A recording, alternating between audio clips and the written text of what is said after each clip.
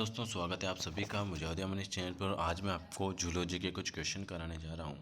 तो अगर आप सभी लाइव आ चुके हैं तो आप सभी को वेरी वेरी गुड मॉर्निंग। चलिए, पहला क्वेश्चन आपके सामने है। पहला क्वेश्चन लिखा हुआ है कि रेशम के व्यावसायिक उत्पादन के लिए रेशम के कीटों का पालन क्या कहलाता है।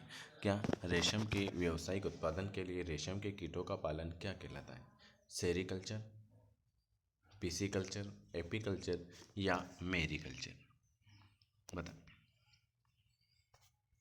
तो बिल्कुल आप सभी का सही हो जाएगा कि रेशम उत्पादन के लिए हम किसका प्रयोग करते हैं? हम रेशम के लिए हम सेरीकल्चर का प्रयोग करते हैं रेशम उत्पादन के लिए। अगला क्वेश्चन पूछा हुआ है जैव प्रौद्योगिकी। अगला क्वेश्चन पूछा हुआ जैव प्रौद्योगिकी में पीसीआर क्या है? क्या जैव प्रौद्योगिकी बायोटेक्नोलॉजी में जो है पीसीआर क्या है? और आप सभी को पीसीआर का फुल फॉर्म तो मैंने यहाँ बता दिया, मतलब पीसीआर का फुल फॉर्म बताया होगा। पीसीआर का फुल फॉर्म भी आपको बताना है। बिल्कुल सही। जैव प्रौद्योगिकी में पीसीआर जो है वो है आपका बिल्कुल पॉलीमेरेज श्रृंखला अभिक्रिया। पीसीआर का मतलब होता है पॉलीमेरेज श्रृंखला अभिक्रिया। ऑप्शन नंबर हम बी के साथ चले जाएंगे। ठीक है, चलिए अगला क्वेश्चन। जिह्वा पेशी किसके नियंत्रण द्वारा चलती है? किसके जिह्वा पेशी जो होती हैं वो किसके नियंत्रण के द्वारा चलती हैं? त्रिपृष्ठि, अधोजिहित, वेगस या ग्रसनी? तीसरा क्वेश्चन लिखा हुआ है कि जिह्वा पेशी जो होती हैं वो किसके नियंत्रण के द्वारा चलती हैं? तो आप सभी को पता है, वेरी वेरी गुड, ये जो चलती हैं हाइपोग्लोसेस के द्वारा, अधोजिह्वा के द्वारा आपकी जिह्वा पेशी इसके द्वारा नियंत्रित होती हैं।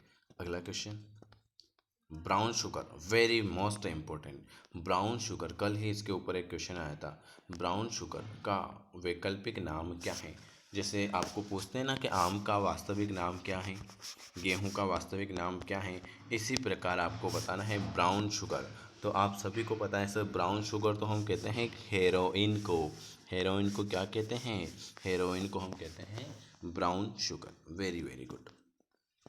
अगला क्वेश्चन, अगला क्वेश्चन पूछा हुआ है कि त्वचा पर मौजूद, क्या त्वचा पर मौजूद उस उत्तक का चयन करना है? किस पर?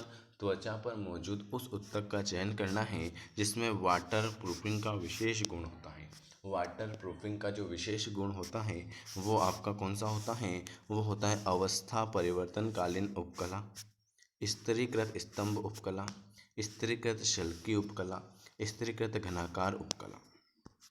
क्वेश्चन पूछा हुआ है कि त्वचा पर जो मौजूद होते हैं, त्वचा पर मौजूद उस उत्तक का आपको चयन करना है जिसमें वाटर प्रूफिंग का विशेष गुण होता है। Very very good. Water proofing का जो विशेष गुण होता है ना वो होता है आपका सी, स्थिरीकृत शल्की उपकला में क्या होता है? स्थिरीकृत शल्की उपकला में आपके वाटर प्रूफिंग का एक विशेष गुण होता है। हम जाएंगे सी वाले के साथ। अगर आपको वीडियो पसंद आता है और अच्छा लगे तो आपको लाइक करना है, शेयर करना है, सब्सक्राइब करना है। और कल मेरे पास मैसेज आया कि सर आपकी तबीयत तो सही है। तो अब मैं आपको एक बात बता देता हूँ कि हम यहाँ पर शादी के प्रोग्राम में आए हैं, तो 3 दिन हो गए हमको, है ना। तो भी हम आपके लिए टाइम निकाल कर क्लास बना रहे हैं।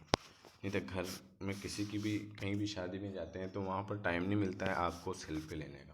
तो भी हम आपके लिए टाइम निकाल कर कैसे भी वीडियो बना रहे हैं। तो कल मैंने उठ के रात को 3:30 बजे आपके लिए रिकॉर्ड वीडियो किया था। तो 3:30 बजे वो ऐसे ही आवाज़ आती है, ठीक है। इसलिए आपकी क्लास मिस ना हो तो कैसे भी करके मैं आपके लिए वीडियो अपलोड कर देता हूँ, ठीक है। अब आपका काम है कि पढ़ो या मत पढ़ो। बहुत सारे नहीं पढ़ रहे होंगे, कोई बात नहीं। अगला क्वेश्चन क्या पूछा हुआ है? फाइब्रोइन और सेरेसिन निम्न में से जो प्रोटीन होते हैं वो किसके होते हैं? Very good. और जो भी पहली बार देख रहे हैं, अगर हमसे जुड़ना चाहते हैं तो बिल्कुल दिए हुए नंबर पर मैसेज कर सकते हैं। 9753749986 पर आप मैसेज कर देंगे तो हम आपको ग्रुप में ऐड कर देंगे। लिखा हुआ है कि फाइब्रोइन और सेरेसिन जो हैं वो किसके प्रोटीन होते हैं? वेरी वेरी गुड, सिल्क के प्रोटीन होते हैं। और आपके नाखून में क्या होता है? आप सभी को पता है कि नाखून में क्या होता है, ठीक है। आपको बताना है कमेंट बॉक्स में कि नाखून में क्या होता है। और आपसे पूछा हुआ है कि फाइब्रोन और सेरेसिक्स निम्न में से जो प्रोटीन है वो सिल्क के प्रोटीन है। अगला क्वेश्चन, मानव आनुवंशिक का अध्ययन करने की विधि। मानव आनुवंशिकता का अध्ययन करने वाली विधि। वेरी वेरी गुड, बिल्कुल सही। केवल जनसंख्या आनुवंशिकी, यस सर। मानव कोशिका संवर्धन, सही। केवल वंशावली रिकॉर्ड, सही। तो ऑप्शन क्या आ जाएगा, उपयुक्त सभी, मतलब सरकारी आंसर। 8वां का, निम्न में से किसका मिलान सही है। इन चार में से एक का मिलान भाई गलत है, तो किसका गलत है वो आपको बताना है। देख लेते हैं। सूक्ष्म प्रवर्धन जो होता है दो विविध कोशिकाओं का संलयन होता है। घटा होता है जो उत्तक संवर्धन में निर्मित कोशिकाओं का असंगठित द्रव्यमान होता है। वेक्टर डीएनए जो होता है डीएनए संश्लेषण के लिए साइट होता है।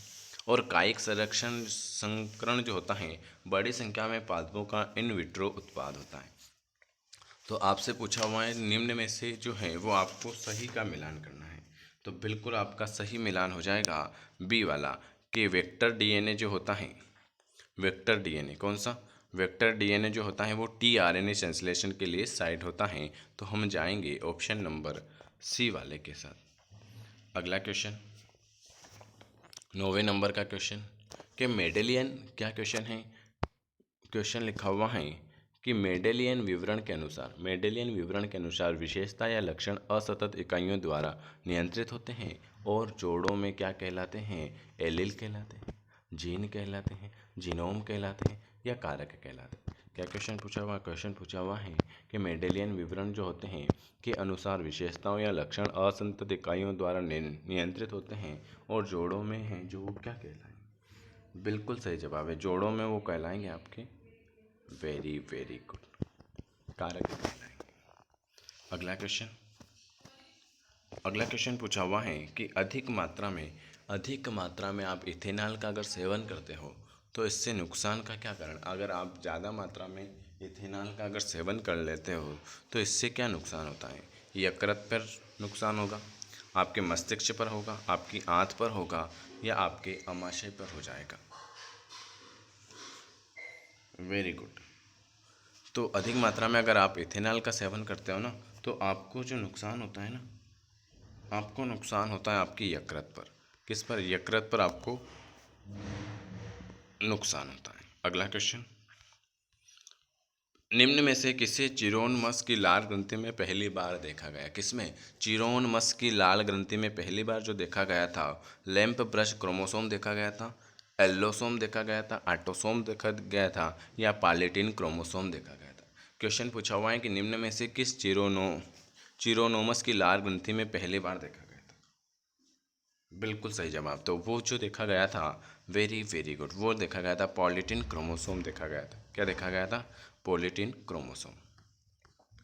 अगला क्वेश्चन, अगला क्वेश्चन है कि उस कार्यात्मक इकाई का नाम बताना है।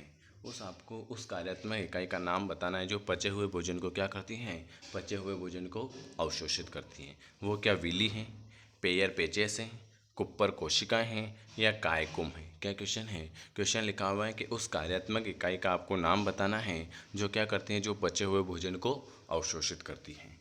वेरी गुड, वो जो होती हैं आपकी, वो होती हैं विली। क्या होती हैं, उस कार्यात्मक इकाई का आपको नाम बताना है जो क्या करती है, जो पचे हुए भोजन को अवशोषित करती हैं, जिसे हम क्या कहते हैं, जिसे हम कहते हैं विली। अगला क्वेश्चन, लैंप ब्रश गुणसूत्र पहली बार रिक्त स्थान में पाए जाते हैं। बहुत ही अच्छे क्वेश्चन है आज के, ठीक है। क्या क्वेश्चन है, लैंप ब्रश गुणसूत्र जो होते हैं वो पहली बार किस में पाए जाते हैं, मेंढकों के अंडाणुओं में, कीरोनोमस में, कीड़ों की लार ग्रंथियों में, या कीड़ों की मालपीलियन नलिका में। वेरी गुड, लैंप ब्रश गुणसूत्र जो होते हैं वो पहली बार जो पाए जाते हैं ना, आप सभी को पता है, पहली बार जो पाए जाते हैं वो मेंढक के अंडाणुओं में पाए जाते हैं। किसमें, लैंप ब्रश गुणसूत्र जो होते हैं पहली बार जो पाए जाते हैं मेंढकों के अंडाणुओं में पाए जाते हैं।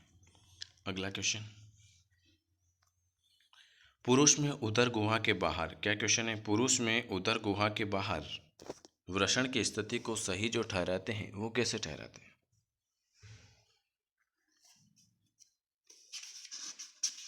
वेरी गुड, 14 नंबर का क्वेश्चन है, मनुष्य के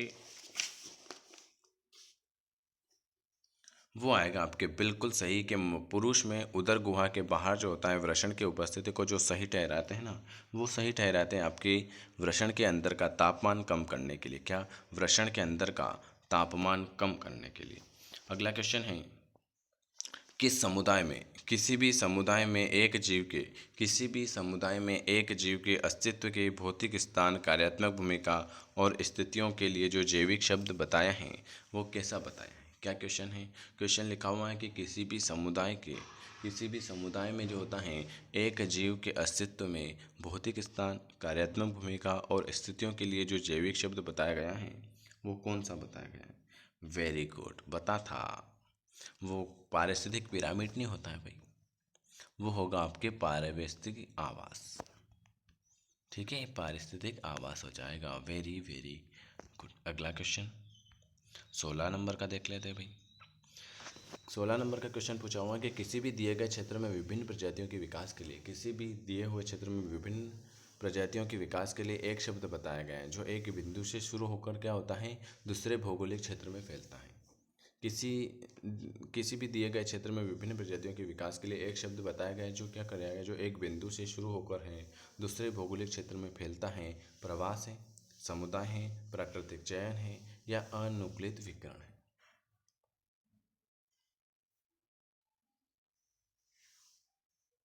बिल्कुल सही। वो जो होगा आपका वो अनुकूलित विकिरण होगा। ऑप्शन हम डी वाले के साथ चले जाएंगे। अगला क्वेश्चन है, कैल्शियम और फास्फोरेट। क्या क्वेश्चन है? कैल्शियम और फास्फोरेट जो होता है वो आयनों के क्षरण के कारण कैल्शियम और फास्फोरेट जो होता है आयनों के क्षरण के कारण हड्डियों के नरम होने की स्थिति है जो आमतौर पर वृद्ध महिलाओं में पाई जाती है। ऑस्टियोपोरोसिस, रिकेट्स, बाल का झड़ना या दंत का क्षय होना। 17 नंबर का क्वेश्चन। Very good. क्या लिखा हुआ है कि जो कैल्शियम जो होता है कैल्शियम और फास्फोरेट आयनों के कारण क्षरण के कारण हड्डियों के नरम होने की जो स्थिति होती है ना, जो आमतौर पर वृद्ध महिलाओं में पाई जाती हैं, वो आप सभी को पता है वो जो होती हैं वो ऑस्टियोपोरोसिस होती है। क्या होती हैं? ऑस्टियोपोरोसिस होती है। अगला क्वेश्चन, फाइंड एवं फ्लाइट। क्या क्वेश्चन है? फाइंड एवं फ्लाइट की प्रतिक्रिया हार्मोन्स के कारण होती है। कौन से हार्मोन्स के कारण होती है आपकी फाइंड और फ्लाइट की प्रतिक्रिया?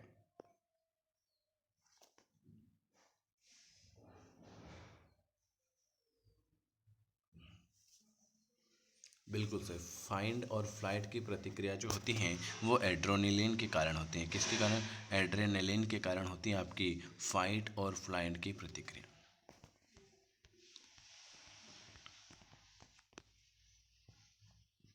अगला क्वेश्चन है कि निम्न में से ऐसे कौन सा समाविष्ट करने के लिए गर्भाशय की दीवार की तैयार के लिए उत्तरदायी थे? गर्भाशय की दीवार की तैयार के लिए जो उत्तरदायी थे कापर्स अलिंगसन है, कापर्स ल्यूटियम है, अंडाशय है या पिट्यूटरी है?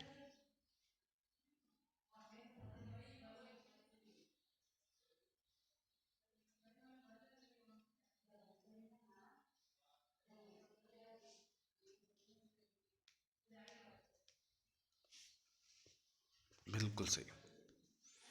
कौन सा समिष्ट करने के लिए गर्भाशय की दीवार के लिए? तो आपको मैंने पढ़ा रखा है ये कापर्स ल्यूटियम है। अगला क्वेश्चन है, कौन सा बहिकंकाल एक्सो स्केलेंट के बारे में सही नहीं है? कौन सा ऐसा बहिकंकाल है जो एक्सो स्केलेंट के बारे में सही नहीं है?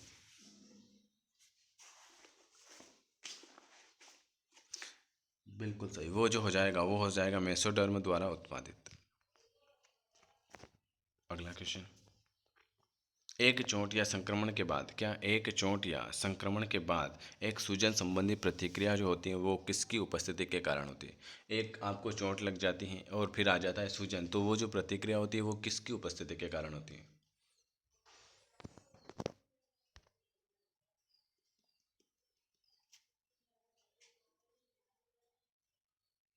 बिल्कुल सही। वो जो होती है आपके हिस्टामाइन और प्रोस्टाग्लैंडिन के कारण। क्या? आपको चोट लग जाती है और आपके सूजन आ जाता है ना, तो वो जो होता है हिस्टोमाइन और प्रोस्टाग्लैंडिन के कारण होती हैं। हम वाले ए वाले के साथ जाएंगे। अग्नाशय की अद्वितीय विशेषता क्या है? अग्नाशय की अद्वितीय विशेषता जो होती है वो क्या होती है? एक्सोक्राइन और एंडोक्राइन दोनों, इंसुलिन स्त्रावित करना, सबसे छोटी पाचन ग्रंथि या एंजाइमों को स्त्रावित करना।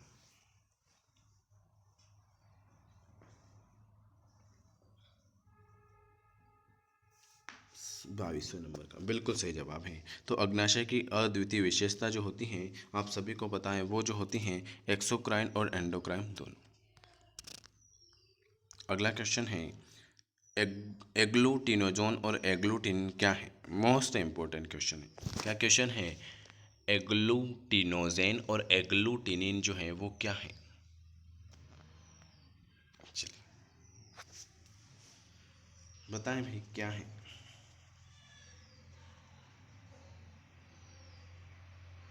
वेरी गुड, वो है आपके, आप सभी को पता है वो है आपके एक प्रकार के रक्त का एंटीजन और एंटीबॉडी है। ये क्या है? एक रक्त का आपका एंटीजन है और एंटीबॉडी है। अगला क्वेश्चन है अहिंसा सिल्क क्या है? मोस्ट इंपॉर्टेंट क्वेश्चन, अहिंसा सिल्क क्या है? वेरी गुड, अहिंसा सिल्क जो है आपके, आप सभी को पता है कृत्रिम रेशे नहीं है सर। अहिंसा सिल्क जो है रेशम कीटों को मारे बिना रेशम को प्राप्त किया जा सकता है। रेशम कीट को मारे बिना रेशम को प्राप्त किया जा सकता है, जिसे हम क्या कहते हैं? जिसे हम कहते हैं अहिंसा सिल्क। अगला क्वेश्चन है मानव में जो निषेचन होता है सामान्यतः किस रूप में होता है? और ये सब क्वेश्चन आपके पीवीएफटी में आए हुए हैं। मानव में निषेचन जो होता है वो किस रूप में होता है? फेलोपियन ट्यूब में होता है, अंडाशय में होता है, योनि में होता है या गर्भाशय में होता है?